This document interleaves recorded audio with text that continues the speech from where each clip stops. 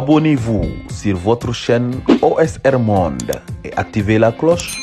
pour ne rater aucune de nos prochaines vidéos. donc bu kenn xaddi bu kenn taay na ñëpp taxaw ku nekk béy waaro dafa am lu xew Ousmane Sonko est une manne politique pour nous autres jeunes africains. Ousmane Sonko est une occasion pour nous autres jeunes africains et le socle qui doit quand même libérer la jeunesse africaine en général laa leen wax kon Ousmane Sonko dimension ça dépasse les frontières du Sénégal. Malheureusement boo nekkee biiru Sénégal nga am ay hommes politiques yoo xam ne dañuy limiter psychologiquement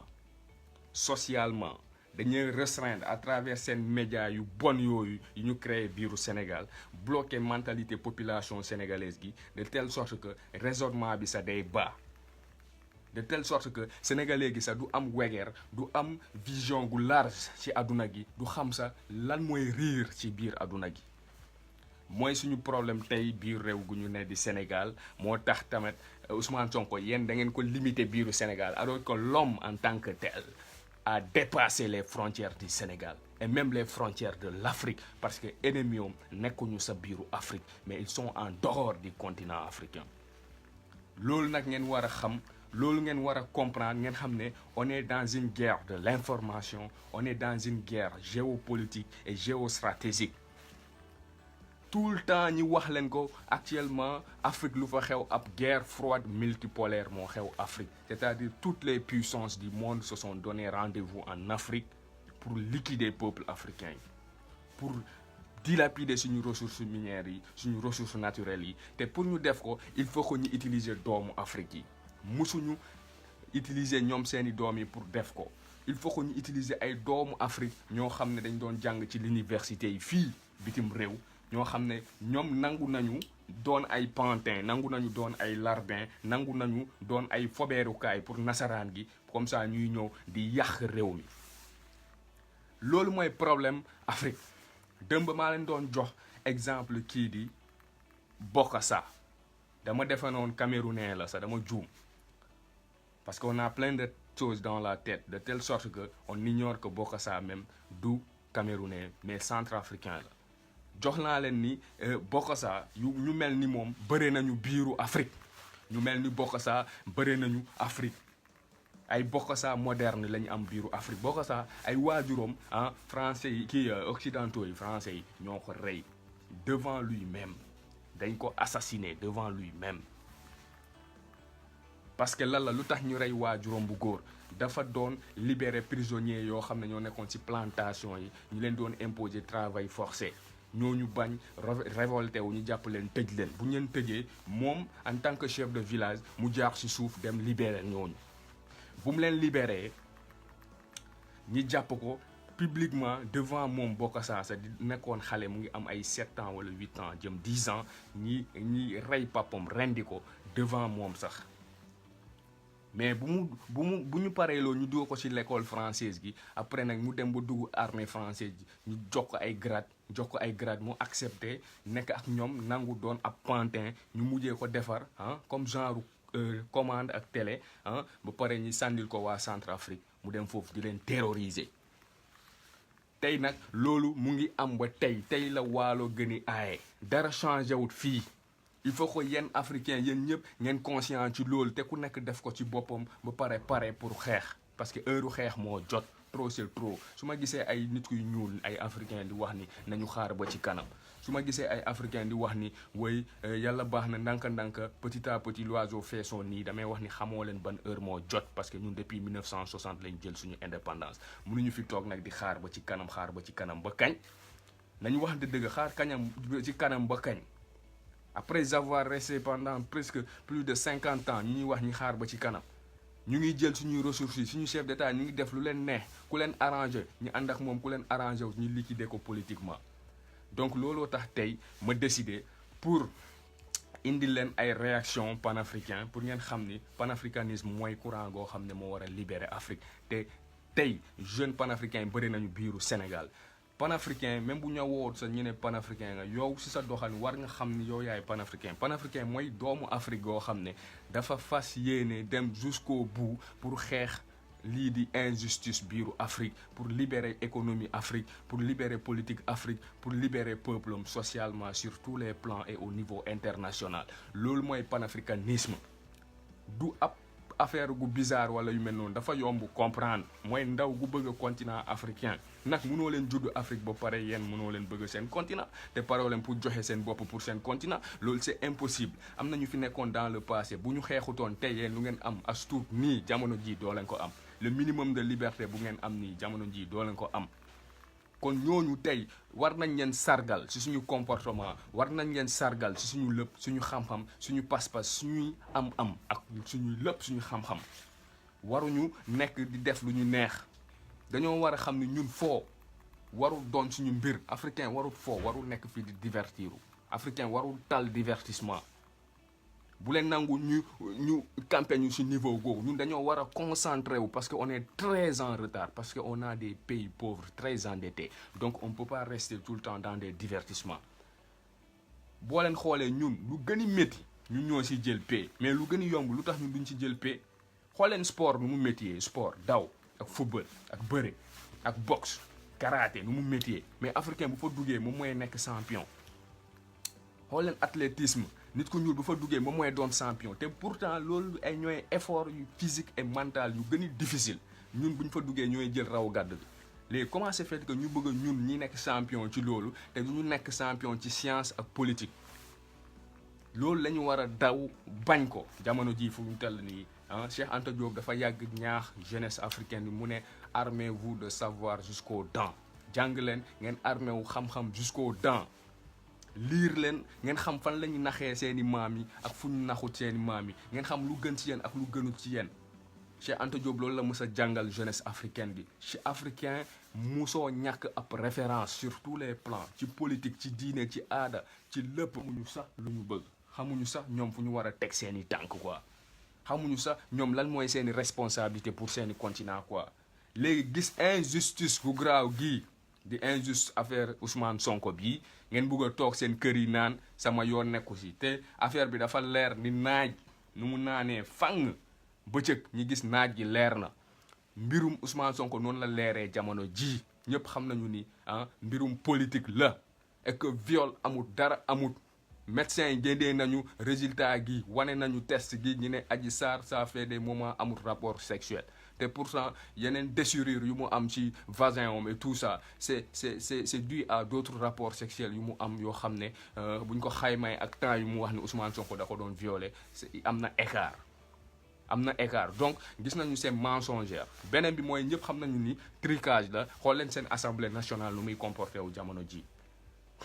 tricage la. Xool leen nu ñu nëbbee xale bi, xool leen nu ñu nekkee di préparer médias sénégalais yi, xool leen suñu presse bi ni ñu ko nekkee di préparer. Loolu noonu yëpp boo leen ko jàngee xool analyser di ngeen xam ni lii nekkut lenn lu dul calomnie, nekkut lenn lu dul dippari, nekkut lenn lu dul mbirum politique politicienne, nekkut lenn lu dul affaire liquidation politique pour mën a rendi benn adversaire politique. Ñun loolu la ñu war a bañ sénégalais yi, loolu ngeen war a taxaw bañ. Du dëgg du yoon. Du dëgg du yoon. Kon di ngeen gis ni mbir mi ça dépasse nos frontières, ça dépasse les frontières sénégalaises. Panafricains yëpp ñu ngi wax léegi bu fekkee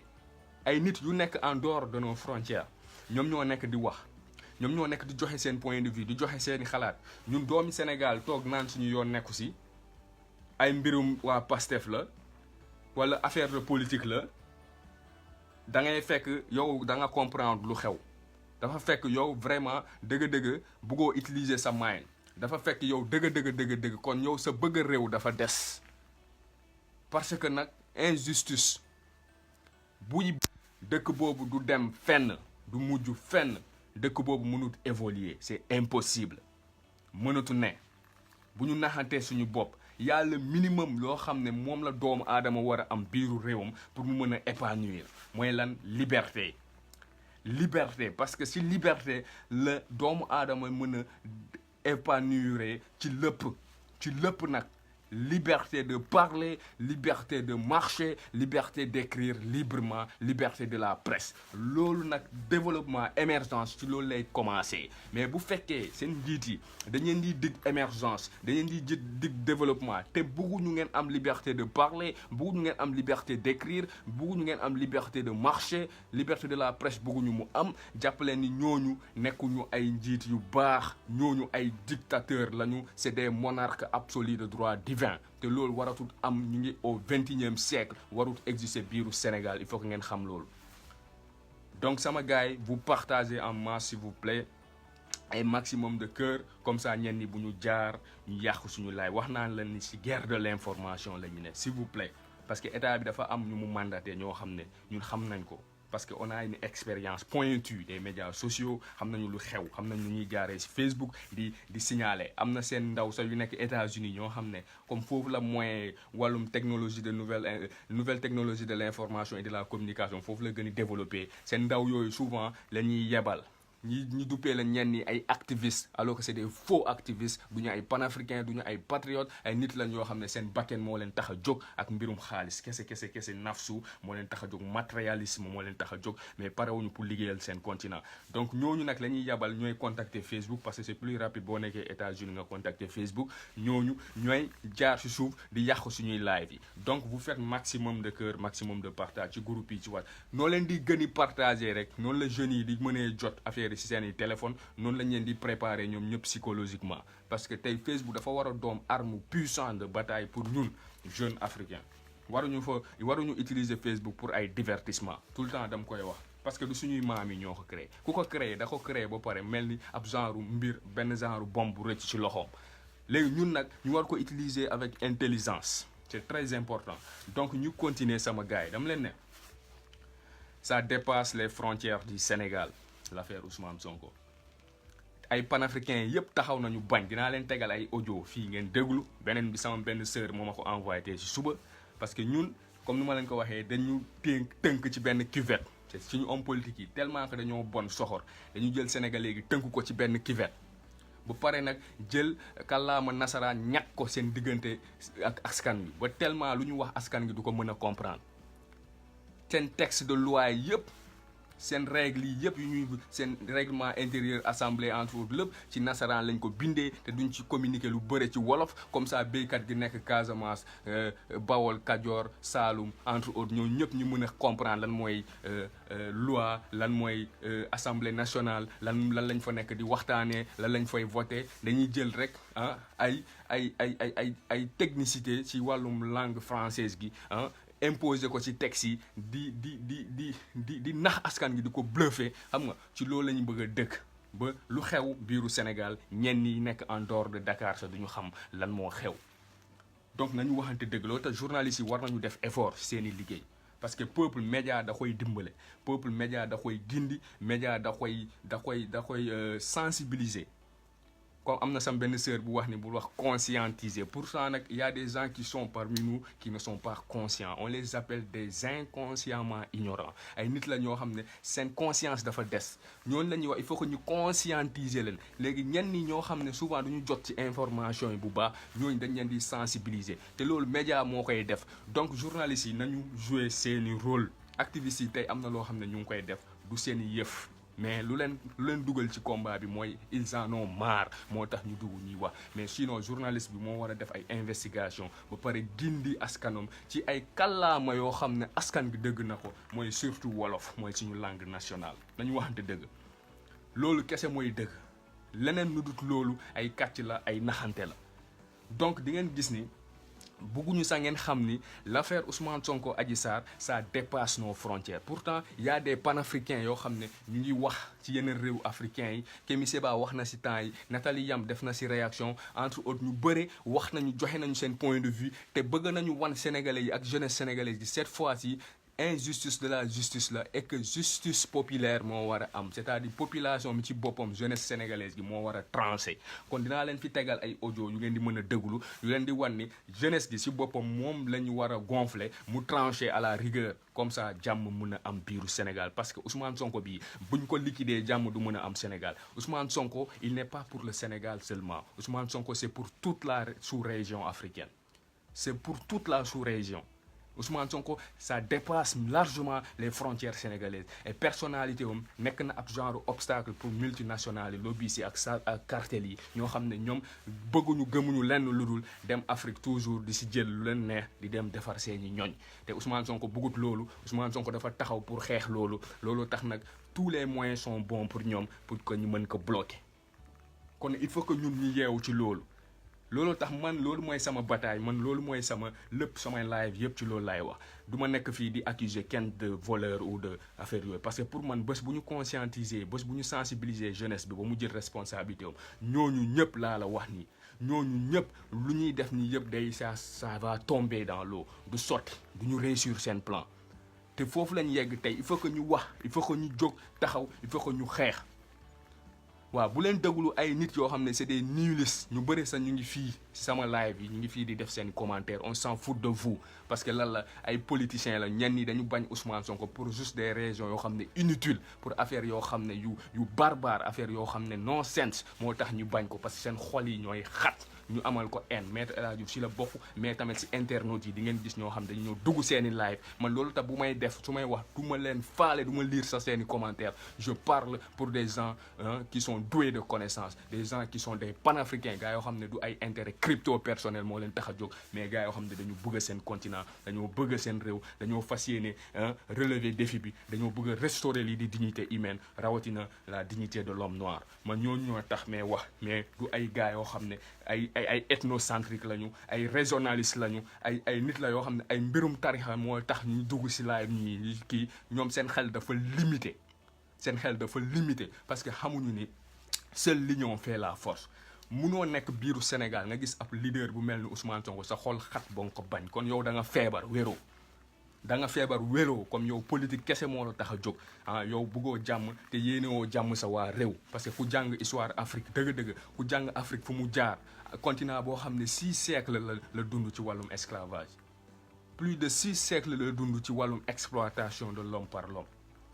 continent goo xam ne moo gën a souffrir ci continent yow mënti gis fii ci kaw suuf te pauvreté fan la gën a amee extrémité que par rapport aux autres continents même Asie bu ngeen gis nii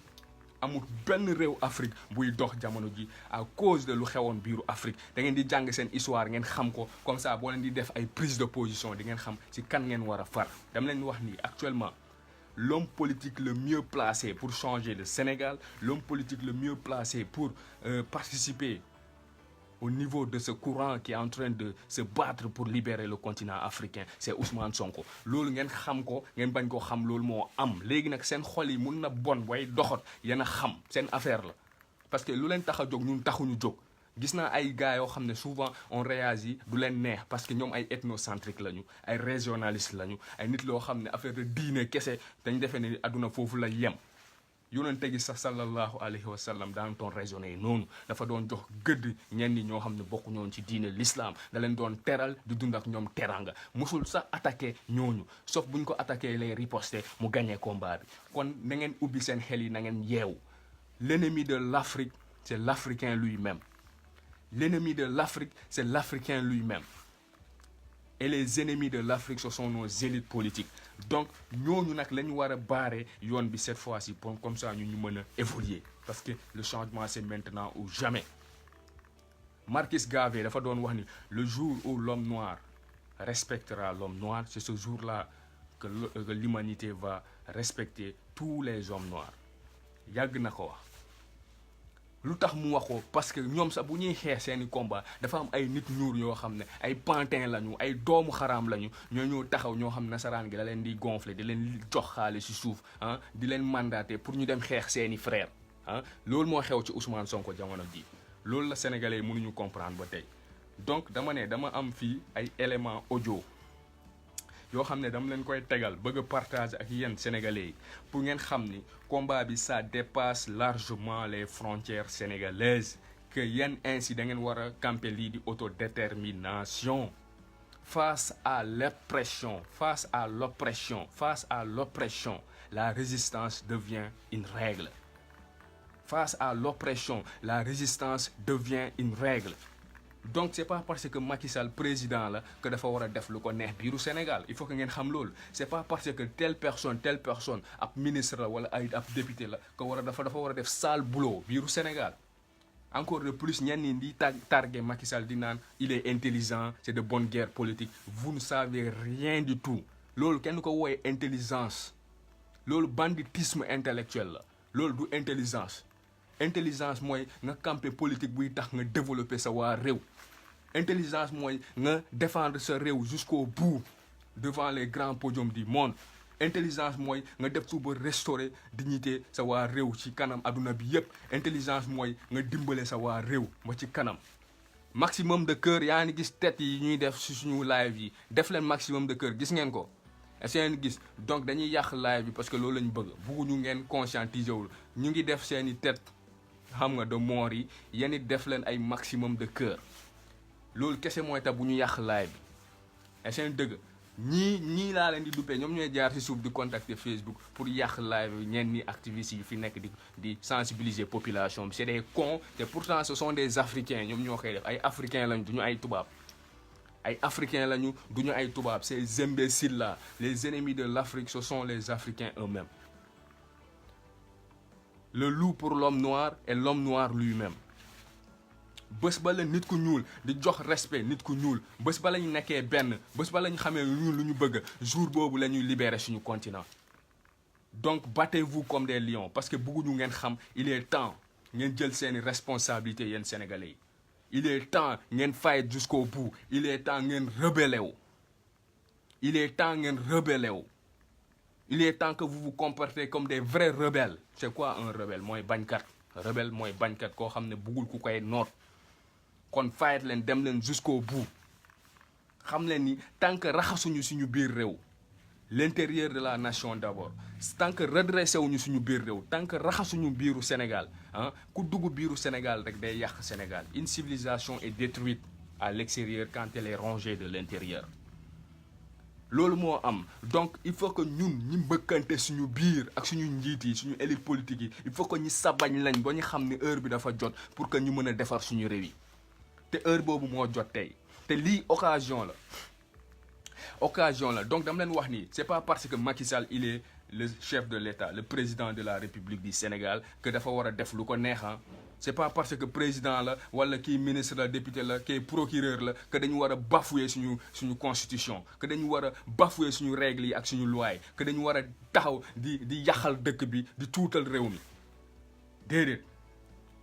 dëkk boo déggee ñu ne nation la république parce que dafa toog ci ay bases yu wóor dafa toog ci ay lois ak ay règles dafa respecter constitution am te nag mu am des hommes forts dans les institutions loolu mooy dëkk boo xam ne dina libre dina autonome dina développer ëllëg donc vous mettez maximum de cœur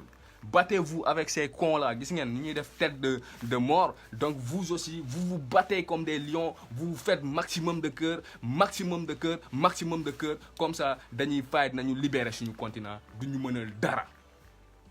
on va libérer ce continent par A ou B parce que heure bi dafa jot mënuñu jël suñu indépendance depuis 1960 ñu nekk fi di toog di wax petit à petit l'oiseau fait son nid 10 ans sax dafa doon lu jéggi day waxatuma plus de 50 ans nga koy dund yow munoo fexe sax ba am ay l'hôpital yu baax munoo fexe ba am université yu baax munoo fexe ba am ay l'école yu baax munoo fexe ba am ay marché yu baax munoo fexe ba am ay industrie yu baax munoo fexe ba éradiquer chômage chronique des jeunes munoo fexe ba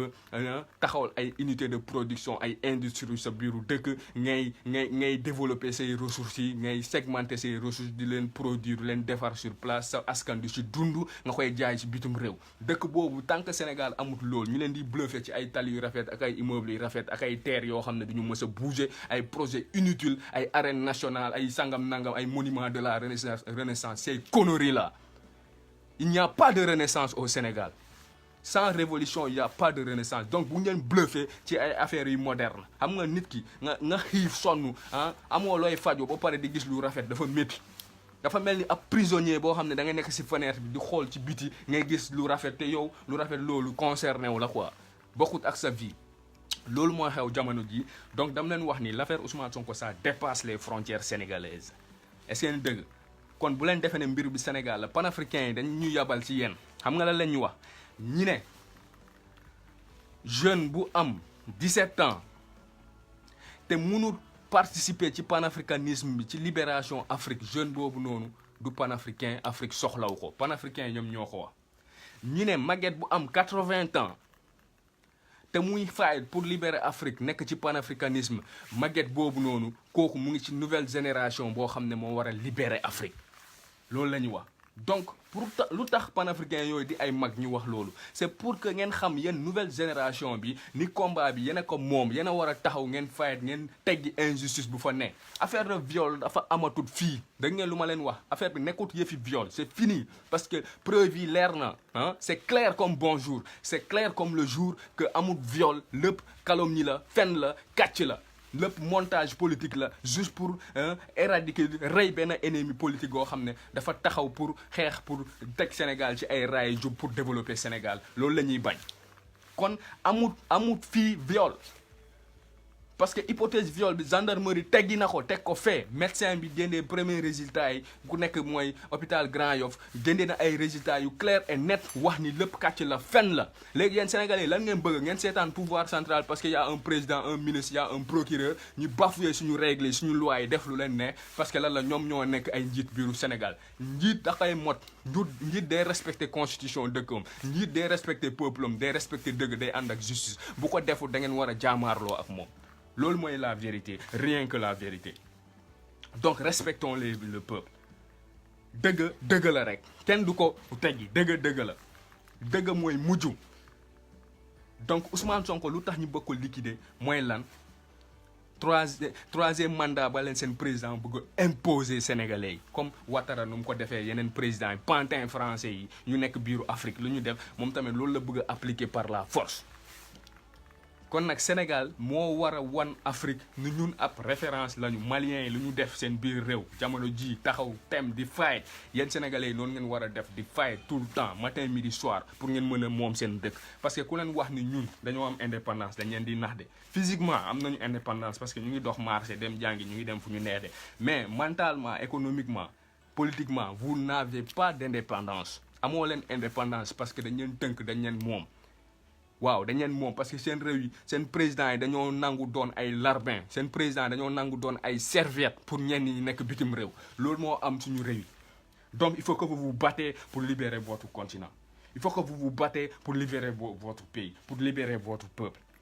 mais du ci ngeen toog seen coin di naan sama yoon nekku si yàlla baax na waaye sëriñ si ñu ne nañu dal ay sangam nangam man dama doon wax ay jamono na sëriñ si wax mais dama leen wax ni cette fois-ci duma leen wax na sëriñ si wax parce que xam nga cette fois-ci lan moo xew mooy jeunesse bi moo war a jël responsabilité wu jeunesse bi moo war a wàcc sur le terrain en décours jusqu'au bout jeunesse bi moo war a wane boppam jeunesse bi moo war a taxaw tem wan gaay ni fii lu ngeen bëgg du fi amee parce que réew mi ñu ñoo ko moom monsieur le président certes vous êtes le président mais ce pays existait bien avant même la naissance de tes grands-parents Sénégal bu muy exister maami Macky Sall yi sa judduñu ñu doon reyante pour Sénégal libre ay maamam bokkuñu ci yàlla nag mooy def lu ko neex ñun ñu fal ko parce que yàlla dafa wax nu ngeen mel njiit yi mel noonu ngeen di am kon kii nañ ko mérito mais cette fois-ci war nañu ñun mii ci boppam ñu changer comportement paradigme ñu wan gaay ni ñun dañoo war a évoluer mooy ñu tànn nit goo xam ne mooy tax ñu évoluer sans pour autant que ñu nekk di toog ci ay affaires yu non-sens régionalisme ethnocentrisme tarixalogie loolu nañ ko teg fee na ku nekk gëm lu mu war a gëm na ku nekk ci lu ko neex na ku nekk dëkk région bu ko neex na nekk ci ethnie bu mu juddoo parce que yàllaa dogal loolu mais on s'en fout de tout ça xam nga la moo ñu intéressé jamono ji mooy nit goo xam ne day taxaw pour développer Sénégal nit boo xam ne esprit universel lay yor nit goo xam ne c'est un homme intègre te Ousmane Sonko noonu la mel muy développer Sénégal Ousmane Sonko lu ngeen di xool ci moom xoolu ko ci yéen mais pourquoi ñenn ñi di ko xoolee noonu dama ne qu'on se respecte parce que il est temps que africains yi waxante dëgg entre ñoom modestie bi dafa bëre la modestie est l'arme des faibles. Et moi, je ne serai jamais ce con-là qui ne va pas vous dire la vérité. Jamais de la vie. On a fait plus de 27 ans sur les bancs. Di jàng kàllaama nasaraan di jàng seeni livres yi da ngeen defe ne loolu c'est anodin dañuy toog fii léegi ñooñu lu ñu jàng seen livre rek ñu jël ko wann ko jël ko def ko suñu kii déedéet derrière moi lii yëpp seeni livre la je lis je cherche dama xam lu may def te lu ma jàng c'est pour mon peuple c'est pour mon continent c'est pour mon pays jeune noonu ngay mel donc taxaw leen ngeen bañ parce que trop c'est trop benn minorité bu ndaw entre guillemets benn minorité moo nekk di téye Sénégal bi en otage depuis très longtemps te ñenn ñi sax dañuy dem ba def ab genre lignée familiale ci biiru état gi après maam bi sët bi la après sët bi papa ji la sangam nangam sangam après doom ji la ñu jël loolu tënk suñu dëkk noonu def ko ab genre réseau jël Sénégal tënk ko biiru Ndakaaru di partager dëkk bi comme ab genre xaal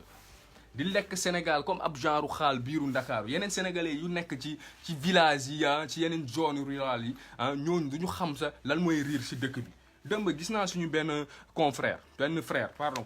bu nekk Canada je pense bu partager benn vidéo benn l'école bu nekk xaw ma ban dëkk ci biiru Sénégal élèves yi ci suuf la ñu toog amuñu banc dëkk yoo xam ne seen lopito yi du ñu am lal dëkk yoo xam ne seen lopito yi du am ay sage-femme du am ay infirmière du am médecin dëkk yoo xam ne bu ñu soxlaa sa paracétamol sa problème la amuñu garab ku feebar ci saret lañ ñuy yëgal wala ci brouette pour dem yóbbu la dem faji la wala ci vélo nga toog fi pour ñu dem faj la alors que il suffit que ñi bàyyi sàcc fen ak luubal ñi jënd ay ambulance yu baax defar ay tali yoo xam ne ku feebar ci dëkk yooyu ñu évacuer la gaaw yóbbu la seeneen dëkk yi te ñu équiper hôpitaux yi ak def ay l'école yi baax ay abri provisoire waratul exister biiru Sénégal mais ñun bu ñu nekkee tey ci situation bi ba tey parce que on a des njiit yoo xam ne c'est des doomu xaraam ay njiit yoo xam ne bugguñu évoluer bugguñu respecter seeni peuple loolu te nit ku ñuul fu mu dem ci àdduna gi rek gars yi duñ ko respecter parce que nit ku ñuul ki fu mu dëkk sax ci boppam fu mu nekk njiitam moo ko njëkkee manqué respect te nit ku ñuul sax bu juddoon États-Unis wala Europe duñ ko respecter parce que xam nga lu tax parce que moom miroiram Afrique la nuñ koy gis fu ne Afrique lañ buñ ko gisee Afrique la ñuy xalaat ñoom pour ñoom africain kenn waru ko respecter quoi parce que lu tax africain waruñu ko respecter parce que sa njiit yi ñoo la njëkkut respecter ñoo njëkkut responsabiliser seeni bopp loolu kese mooy dëgg loolu kese mooy dëgg donc il est temps qu'on mette en place une autodétermination une révolution face à cette répression politique parce que Ousmane Sonko bu leen nangu ñu liquider ko parce que bu ñu ko liquider mooy on est foutu nous Sénégalais du ñu dem fenn donc panafricains yi au-delà des frontières sénégalaises ils ont réagi ils ont parlé te wax nañu ay messages yu fort la ñu envoyé les Sénégalais dama koy teg léegi bu kenn dem toog leen ngeen déglu c'est très important parce que c'est très important panafricains yi dañoo réagi te ñooñu xam naa leen c'est des professeurs c'est des docteurs c'est des gens yoo xam ne ay mag la ñu tamit amuñu 30 ans amuñu 40 ans plus de 50 ans la ñu am na si benn jigéen sax bu réagir pour que jigéen ñi jëlee ci message ñi xam ne affaire bi du combat yëfum jigéen affaire de xeexal Afrique la affaire de libérer suñu continent la affaire de gindi nit ku ñuul la dimbale nit ku ñuul la nañu bàyyi bañante bi suñu biir nañu bàyyi discrimination suñu biir nañu joxante gëdd entre ñun nañu joxante respect entre ñun nañu suudewu seule l'union fait la force am ngeen ay références sur tous les plans donc nañu waxante dëgg rek bu ñu naxante trop c'est trop bu ñu naxante voilà donc les panafricains ils ont réagi au-delà des frontières sénégalaises ils ont parlé ils ont dit à la jeunesse sénégalaise de prendre ses responsabilités. Ils ont demandé aux porteurs de voix sénégalaises d'être disciplinés et pragmatiques et de descendre sur le terrain et d'en découdre avec le pouvoir central parce qu'il y a trop d'injustice au Sénégal. Depuis 2014, Macky Sall, il n'a travaillé que 2 ans de façon normale. Man maa leen ko wax 2012-2014 la liggéey mais 2014 ba tey fu ñu nekk nii tyrannie moo am biiru Sénégal. Injustice moo am Sénégal démocratie mu ngi agoniser wu biiru Sénégal démocratie amatut jàmm biiru Sénégal donc battez-vous comme des lions on ne négocie pas sa liberté on arrache sa liberté on ne négocie pas sa liberté munoo leen nekk biiru Sénégal mu mel ni yéen ngelaw gi rek ngeen moom yéen pour noxi ngelaw gi loolu rek ngeen moom yéen pour noyyi rek ngeen am et que leneen ni moomoo leen ko da ngeen di saraxu da ngay dëgg sax président bu demee si benn dëkk mu defaral leen lu ndaw ñu ne jërëjëf président bi kii moo baax président bi yéen a ko jox añ reer ndëkki yéen a ko jox sécurité président bi lu ngeen ko jox mënu leen ko fay tey moom ak famille am bu ñu nekkee si jàmm nekk si kër goo xam ne moo gën si kër yi nekk biiru Sénégal di palais présidentiel di def lu ko nee mu am sécurité ngeen jox ko lépp yéen a ko jox le pouvoir c'est le peuple le gouvernement du peuple par le peuple et pour le peuple lañ leen wax il faut que vous soyez conscient de ça président bi il n'est qu'un locataire. Il n'est qu'un locataire au niveau du palais présidentiel heure bu leen paree rek di ngeen ko fa génnee par la force munu ci leen il faut que ngeen xam loolu donc amu fi benn ministre bu defee fi benn autorité bu amee lu mu def lu rafet rek ngeen nekk fii di ko gërëm di ko wax jërëjëf sangam nangam sangam du ñuy luubal yéen sax xamoo leen loolu lu mu toll. Et sous le regard coupable de certains gens du pays que je ne veux pas citer moi j'en ai marre ma nekk fii di leen wax ni nañu wax ak kilifa yi nañu wax. kilifa yi du ñu mës a wax te du ñu wax Mamadou Dia ñoom ñoo ko liquider fii Mamadou Dia ñoom ñoo ko liquider kilifa diine yi bokk nañ suñu tax Mamadou Dia mu disparaître nañu waxante dëgg ñoom bokk nañ suñu tax Mamadou Dia mënuñu ko xam ba léegi lañ koy soogu xam léegi ngeen bëgg ñu nekk fii di wax na kilifa yi wax gémmiñ buy lekk du wax la bouche qui mange ne parle pas ñoom ñëpp ñu si gën a bëre état bi feesal na seeni lamiñ yi seeni gémmiñ yi ak Abonnez-vous sur votre chaîne OSR Monde et activez la cloche pour ne rater aucune de nos prochaines vidéos.